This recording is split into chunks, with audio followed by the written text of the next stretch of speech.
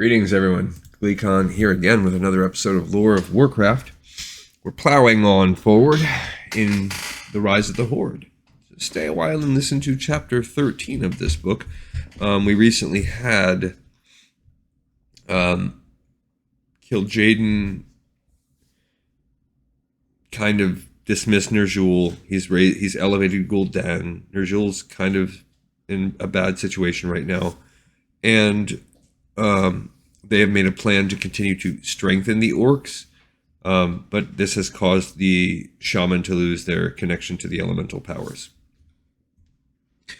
So here we go.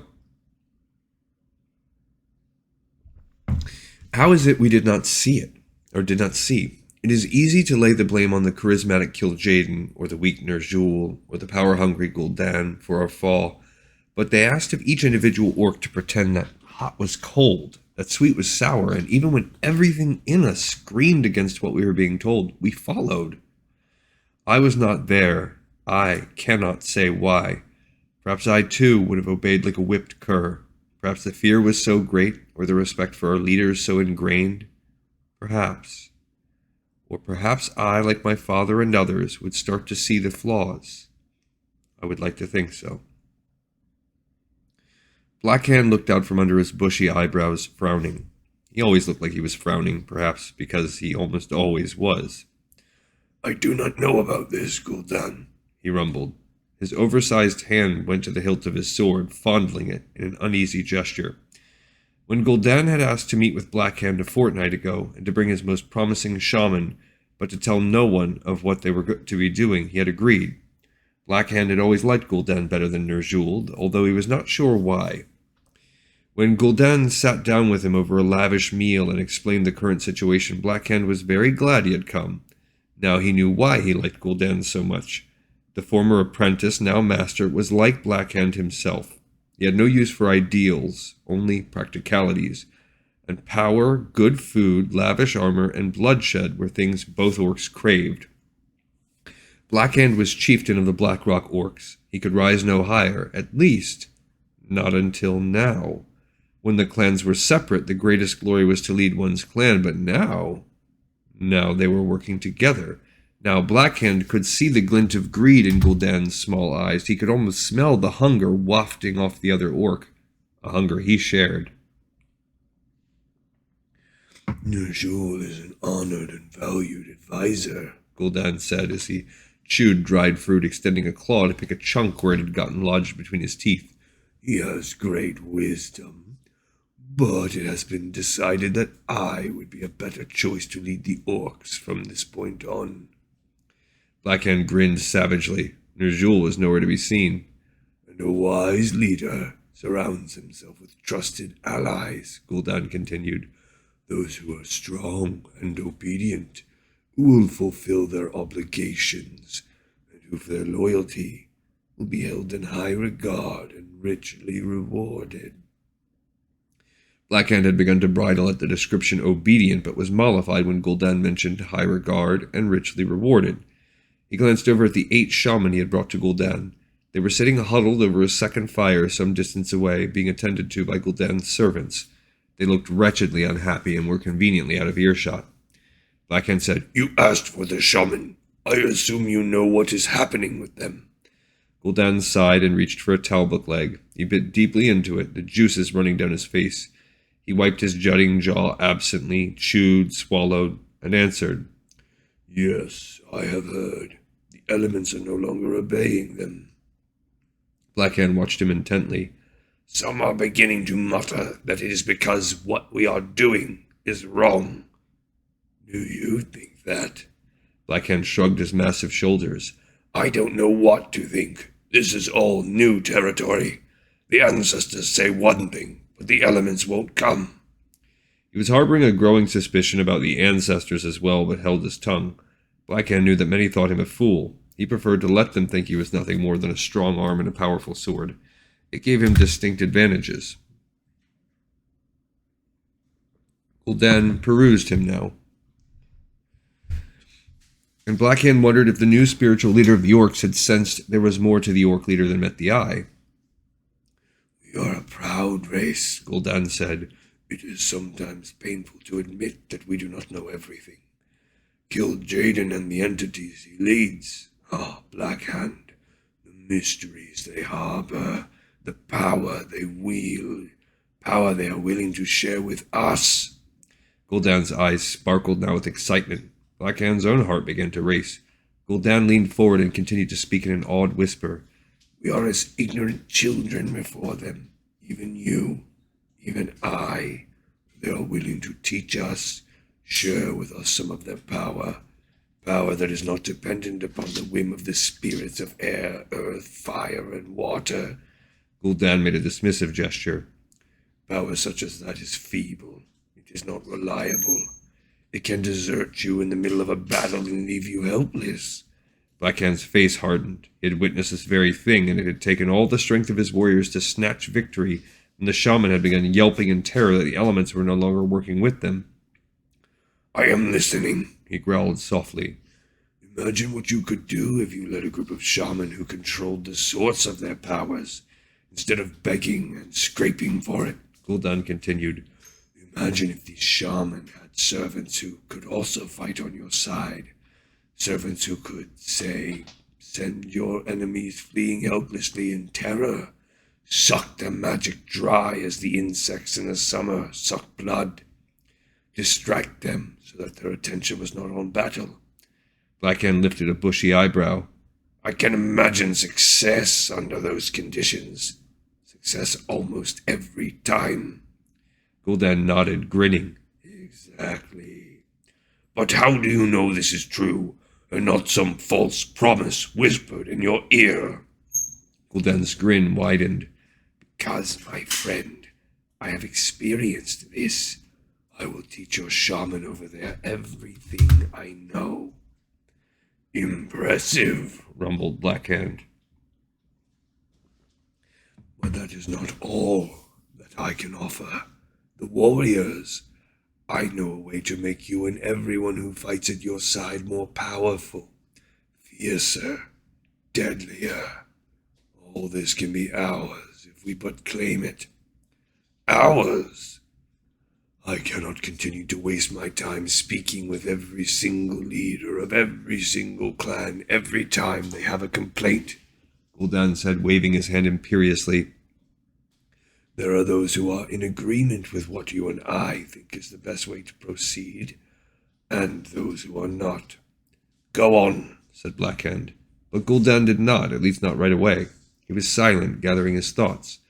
Black Hand grasped a stick and poked at the fire. He knew well that most of the orcs, even those of his own clan, thought him hot-headed and impetuous, but he knew the value of patience. I envision two groups of leaders of the orcs. One, a simple governing council to make decisions for the whole. Its leader elected, its business conducted openly for all to see. The second, a shadow of this group, hidden, secret, powerful, Gul'dan said quietly. This shadow council will be comprised of orcs who share our vision and who are willing to make the necessary sacrifices to obtain it. Black Hand nodded. Yes, I see. A public leadership and a private one. Gul'dan's mouth stretched in a slow grin. Black Hand regarded him for a moment, then asked the question. And to which one shall I belong? Both, my friend, Gul'dan answered smoothly. You are a born leader. You have charisma, strength, and even your enemies know you are a master strategist. It will be ease itself to have you elected as leader of the orcs. Black Hand's eyes flashed. I am no puppet, he growled softly. Of course not, said Gul'dan, which is why I said you would belong to both. You would be the leader of this new breed of orc, this horde, if you will, and you will be on the Shadow Council as well. We cannot work together unless we can trust one another, can we? Black Hand gazed into Gul'dan's glinting, clever eyes and smiled. He did not trust the shaman in the least bit, and he suspected that Gul'dan felt the same about him. It didn't matter. They both wanted power. Blackhand knew he did not possess the talents and skills that would enable him to wield the sort of power for which Gul'dan lusted, and Gul'dan did not want the sort of power Blackhand craved. They were not in competition, but in league. What benefited one would benefit the other, not rob him of a thing. Blackhand thought of his family, his mate Urukad, his 2 sons, Rend and Maim, and his daughter Griselda. That name sounds familiar. I think she becomes a warlock. He did not dote on them the way that the weak Durotan doted on his mate Draka, of course, but he cared for them. He wanted to see his mate bedecked in jewels, his sons and daughters revered as befitted the children of Blackhand. Out of the corner of his eye he caught a movement. Turning, he beheld Ner'zhul, once the powerful and now the discarded, slipping out of the door of the tent. "What about him?" Blackhand asked. Gul'dan shrugged. "What about him? He means nothing now. The beautiful one wishes him kept alive for the moment. He seems to have something special in mind for Ner'zhul. He will still be a figurehead. Love of Ner'zhul is too ingrained in the orcs to cast him aside just yet. But do not worry, he is no threat to us. The Blackrock shaman, you say you will train them in these new magics, the magics that you yourself have studied, that they will be invincible. I will train them myself, and if they will adapt well to the new arts, I will place them first among my new warlocks." Warlock. So that was the name of this new type of magic. It had an interesting sound to it. Warlocks. And the Blacklock warlocks would be the first ones chosen. "Blackhand, chieftain of the Blackrock clan, what say you to my proposal?" Blackhand slowly turned toward Gul'dan. "I say, hail to the Horde, and hail to the Shadow Council." It was an angry crowd that showed up at the foot of the sacred mountain. Durotan had sent out messages to others he trusted and had received confirmation that the elements indeed had shunned the shaman. One particularly painful report came from the Bone Chewer clan. Their entire party had fallen to the Draenei, their annihilation remaining a mystery until a few days later when a shaman who had stayed behind tried to heal a sick child. Now they were coming, the clan leaders and their shaman, to meet with Ner'zhul and demand an explanation.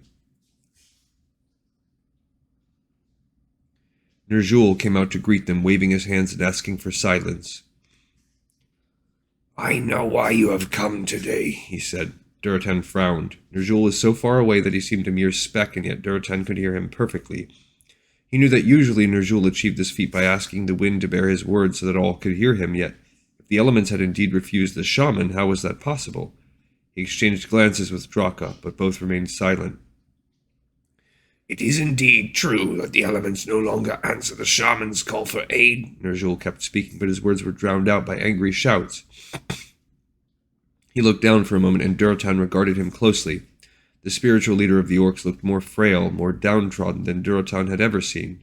Of course, Durotan thought. After a few moments, the shouting died down. The orcs assembled were angry, but they wanted answers more than they wanted to vent their rage. "Some of you have, upon discovering this, leaped to a conclusion that what we are doing is wrong. But that is incorrect. What we are doing is achieving power the likes of which we have never seen. My apprentice, the noble Gul'dan, has studied these powers. I will let him answer my question, any questions you have." Ner'zhul turned and, leaning heavily on his staff, stepped aside. Gul'dan bowed deeply to his master.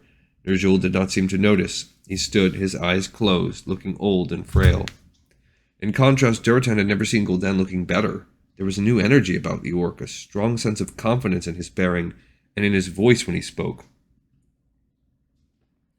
"What I am about to tell you may be hard for you to accept, but I have faith that my people are not closed-minded when it comes to ways to better themselves," he said. His voice was clear and strong.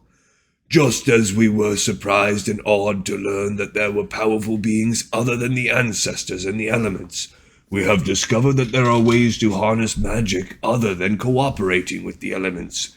Power that is not predicated on asking or begging or pleading. Power that comes because we are strong enough to demand it to come, to control it when it does, to force it to obey us, bend our will rather than the other way around." Gul'dan paused to let this sink in, looking around at the gathered orcs. Durotan glanced at Drekthar. Is this possible? He asked his friend. Drekthar shrugged helplessly. He looked completely startled at Gul'dan's words. I have no idea, he said, but I tell you, after that last battle, Duratan the shaman were doing the work of the ancestors. How could the elements refuse us under those circumstances, and how could the ancestors allow such a thing? His voice turned bitter as he spoke. The shock and shame was still upon him. Duratan understood that the shaman felt like a warrior who had reached confidently for his axe and found it turning to smoke in his hands. An axe a trusted friend had given him, an axe he had been asked to use in a good cause. Yes, I see you understand the value of what the beautiful one who has taken us under his wing, is offering, Gul'dan said, nodding. I have studied with this great entity, as have these few noble shaman. He stepped back, and several shaman, dressed in some of the most beautifully tooled leather armor Duratan had ever seen, stepped forward. They are all Blackrock orcs, Draka murmured, her brows drawing together in a frown. Duratan had noticed that too. What they have learned, Gul'dan continued, will be taught to every single shaman who wishes to be instructed. This I swear to you. Follow me now to the open lands where our Kosharg rituals have been held as far back as anyone can remember. I will have them demonstrate their formidable skills. For some reason he could not fathom, Duratan felt suddenly ill. Draka squeezed his arm reassuringly, noticing his abrupt paleness. My mate, what is it? She asked quietly as, along with everyone else assembled, the two moved toward the Kosharg festival grounds. He shook his head. I don't know, he said in an equally soft voice. I feel as though something terrible is about to happen.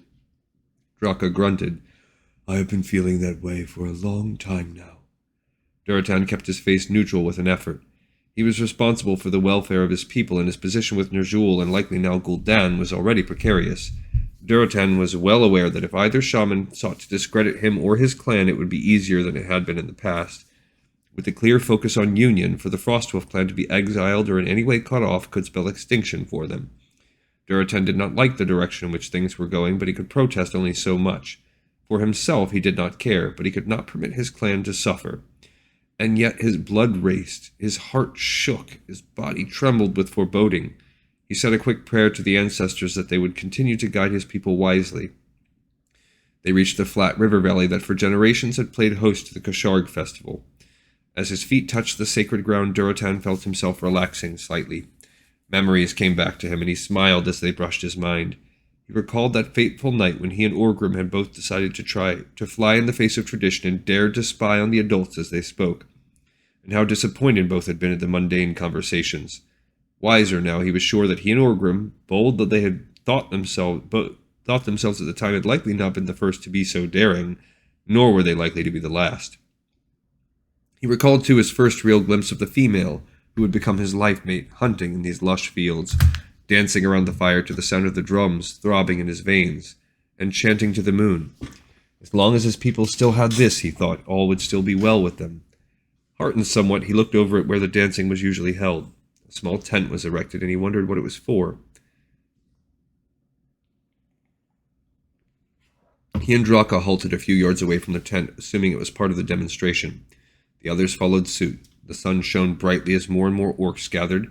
Duratan saw that most of those who had come today were clan chieftains and their shaman, so the site did not have to accommodate quite as many as it did during the festival time. Gul'dan waited until everyone else was assembled before striding purposely toward the tent. The shaman trained in this mysterious new magic followed him. They all stood with confidence and pride. Coming to a halt in front of the tent, Gul'dan beckoned to a few of the Blackrock warriors who stepped forward and stood at attention. At that moment the wind shifted. Duratan's eyes widened as a familiar scent was carried to his nostrils. Draenei. Low murmurs around him told him that he was not the only ones who had caught the scent. At that moment Gul'dan nodded to the warriors. They disappeared inside the tent for a brief moment. 8 Draenei, their hands tightly bound, emerged from the tent. Their faces were puffy and swollen from beatings, rags had been shoved in their mouths, blood was caked on their blue skin and what little remained of their clothing. Duratan stared. When the Blackrock clan fought using the magic I am about to share with you, their victory was so absolute that they were able to take several prisoners, Gul'dan said proudly. These prisoners will help me show you what these new magical abilities can do. Outrage flooded Duratan. Slaying a foe in armed combat was one thing. Slaughtering helpless prisoners was another.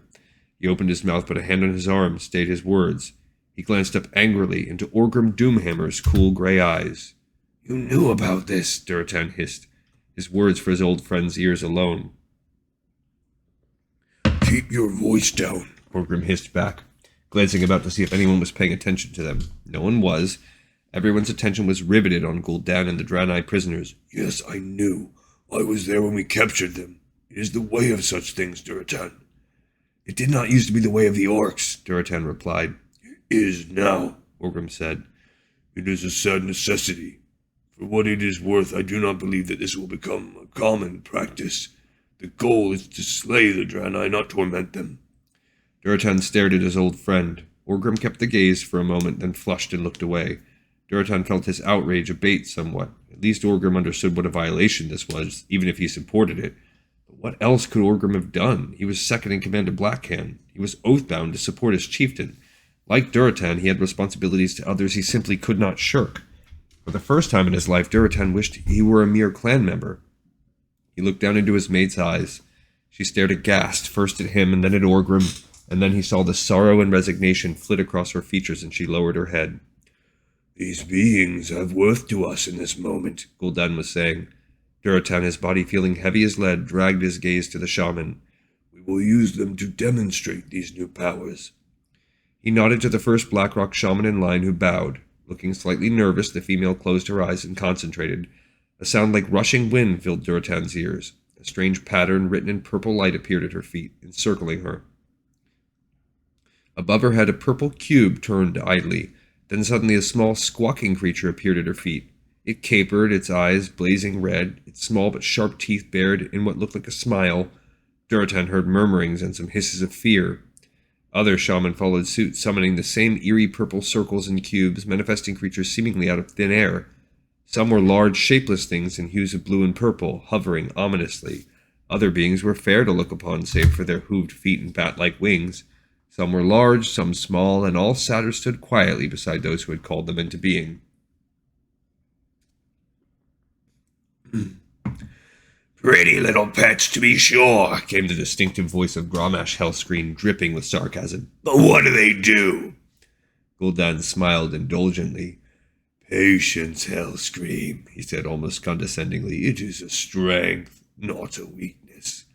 Hellscream's brows drew together, but he stayed silent. He was as curious as anyone, Durotan assumed. Blackhand stood smiling a little, looking like a proud father, only he seemed unsurprised by what was unfolding here, and Durotan realized that he must have already witnessed the powers of the newly trained shaman. Witnessed and approved. One of the Draenei was cut loose from the rest and shoved forward. His hands still bound, he stumbled a few steps on his cloven feet, then stood erect. His face was impassive. Only his slowly moving tail gave any indication of stress. The first shaman stepped forward, moving her hands and murmuring slightly. The little creature at her side squawked and jumped about. Then suddenly fire erupted from its clawed hands to slam into the hapless Draenei. At the same moment, a ball of darkness formed at the shaman's fingertips and rushed toward the prisoner. It grunted in pain as its blue flesh was blackened and burned from the small creature's attack, but it dropped to its knees in obvious agony as the shadow ball struck it. Again the shaman muttered something, and flames erupted from the very flesh of the tortured Draenei. Where before he had been stoic and silent, now he screamed in torment, his cries muffled somewhat by the gag in his throat, but not completely. He jerked and spasmed on the earth, flailing like fish freshly hooked, his eyes rolling wildly. Then he was still. The reek of burned flesh filled the air. For a moment there was silence. Then came a sound that Durotan had never thought to hear. Cries of approval and delight at the sight of a bound foe dying in helpless torment. Durotan stared in horror. Another prisoner was slain for demonstration purposes. This one was beaten with a whip by one of the fairer servants of the shaman, standing transfixed while fire rained upon it, and darkness pummeled it. A third was brought forward, its magical essence sucked out of it by a monstrous creature that looked like a deformed wolf with tentacles sprouting from its back. Bile rose in Durotan's throat as blue blood and ashes covered what once had been sacred land. Land that had been and was even now lush and fertile, though its profound sense of tranquility had been brutally violated.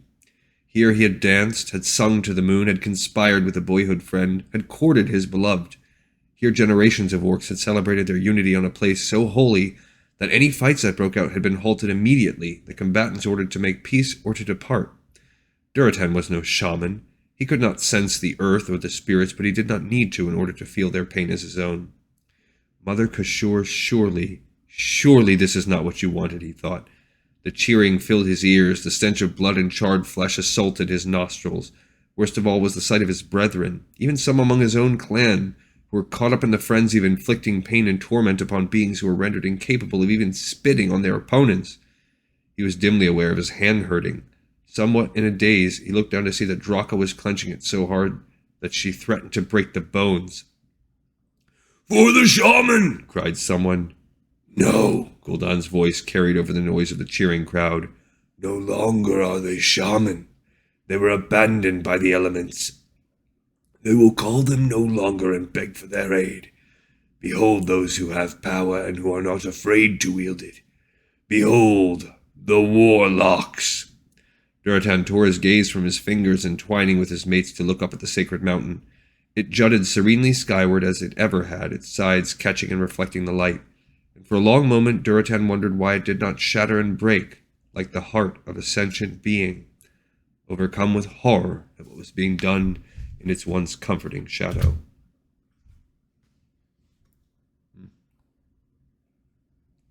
I have some thoughts. I'm going to save them for the end this time. There were wild celebrations that night. Duratan participated in none of them and forbade members of his clan to do so. As the Frostwolf shamans sat by their small fire, subdued and eating in silence, Drekthar dared ask the question that Duratan knew was in their hearts. "My chieftain," said Drekthar quietly, "will you permit us to learn the ways of the warlocks?" There was a long silence, unbroken save by the crackling of the fire. Finally, Duratan spoke. "I have a question for you first," he said. "Do you approve of what was done to the prisoners today?" Drekthar looked uncomfortable. "It would be better had we attacked them in honest combat," he admitted, "but they are our enemies.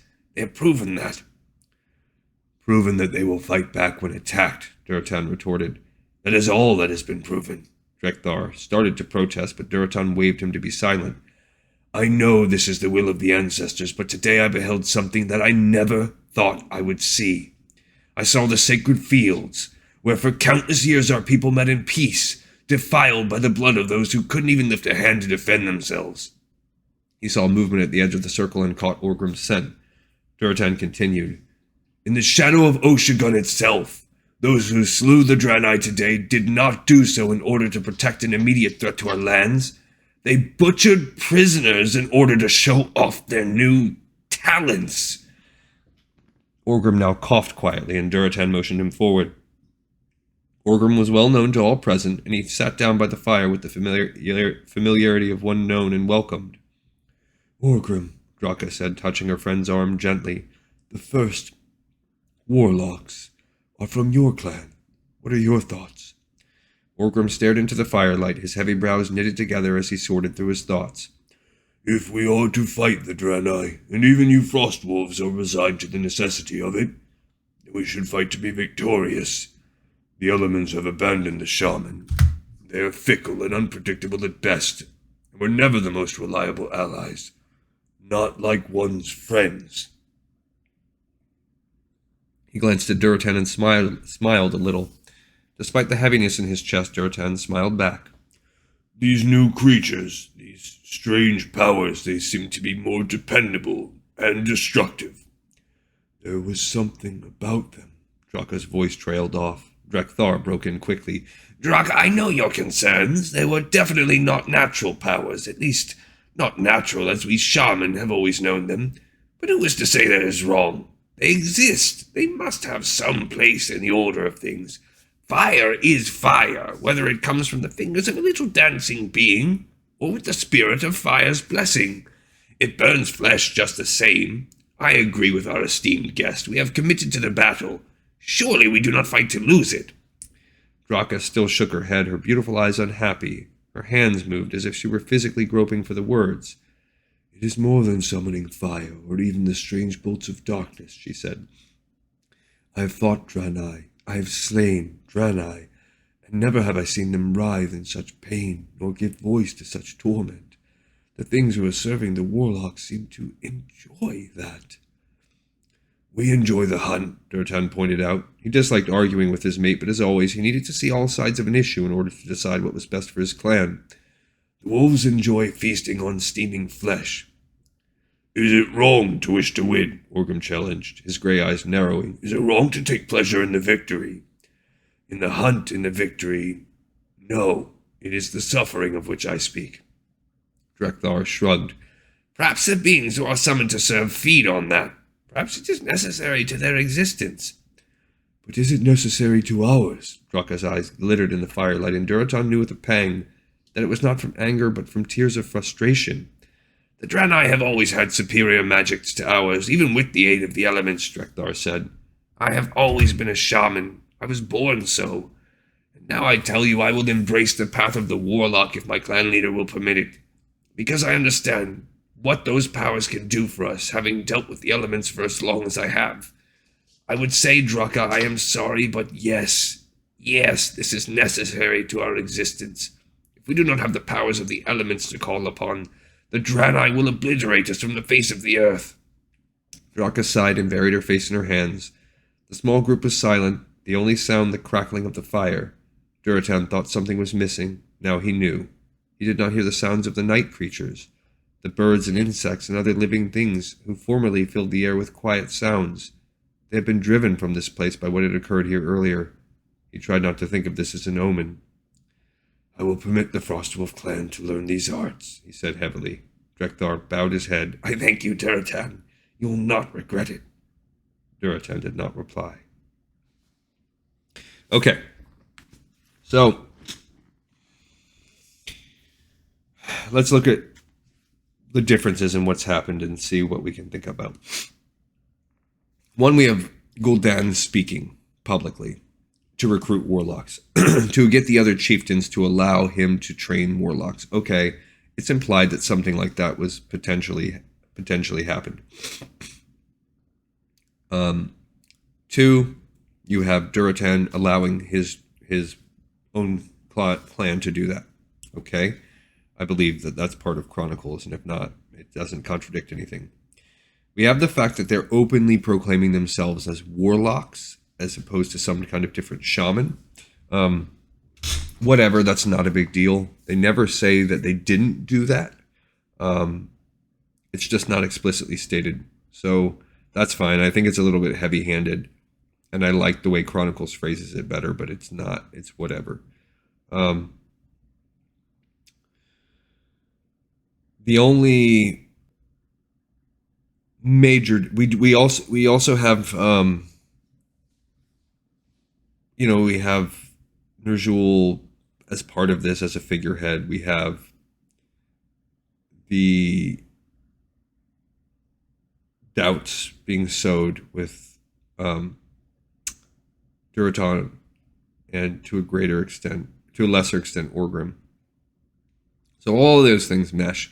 The only thing that's here is contradictory is there is no summoning of demons. I feel like that would... In Chronicles, they don't talk about that at all. I think what the author here, Christy Golden, is trying to do is she knows that this is when warlocks come about, and she's trying to reconcile what's the key thing you think when you think warlock. It's that they're a demon. They summon demons. That's what they do. So I think she's trying to reconcile what a World of Warcraft warlock is and where they came about. But there's things that came first. There are necrolords, which in some ways are similar to warlocks. And I don't know how warlocks are in Warcraft 3, but there is these other elements. There's no demon summoning like that in Warcraft 1. I think in Warcraft 2, you maybe can start to summon Doom Guards, possibly, something like that. So it starts to come into play, but there's an evolution of warlock, necrolord to warlock, the binding of the dead, all the way up into the Warcraft. So I think what she's trying to do is depict warlocks as we know them in the World of Warcraft universe, but the universe is larger, and I think there's room to have an evolution of that. And I think that would just be too jarring where they're just dismissing these tiny little creatures. I think that's I like what Chronicle did, where they just described it as a different. They're using fel magic now. There's plenty of warlock spells that don't involve their imps or whatever, their demons. And we're just bringing it all full force. They had all 4 types. There was void walkers, there was succubi, there was imps, there was the fellhounds. So all of those things, I think that would be a lot for them to just get on, and to watch them torture them like that. I think that's all a bit much to happen all at once. Again, it didn't necessarily not happen, but we also were still missing that big scene where one of the clans was tricked by Gul'dan. They took women and children hostage. They took prisoners, and they make the Draenei want to come save them. So here they're taking prisoners. They're not doing it in this village sense to where one clan gets wiped out. But there's little elements of that. So you can see if this does result in the Draenei getting mad and retaliating, then you can see that. And again, I prefer the Chronicles version of events. But again, this is not to knock the author at all. I am still really enjoying this book. And it's really hard when you take a book that doesn't have to worry about telling a story, and that's done with so many more years of lore, and is part of a volume of Chronicles, and they give these snippets, these little beats. It's hard to then compare that against this up close, looking at the footsteps, as it were, as he said before. So again, I still like it. I still think much of it meshes, and again, they never say they don't summon demons in the Chronicles. I just think that little part is unnecessary. Because then you got to question, well, then why are they not doing that in Warcraft Orcs and Humans and Warcraft 2? So I think them having it this early is a little bit like anachronistic. Okay, another episode in the pipes, 5x5. I thank you so much for listening. I appreciate your attention, your time, and I look forward to the next episode of Lore of Warcraft with you guys.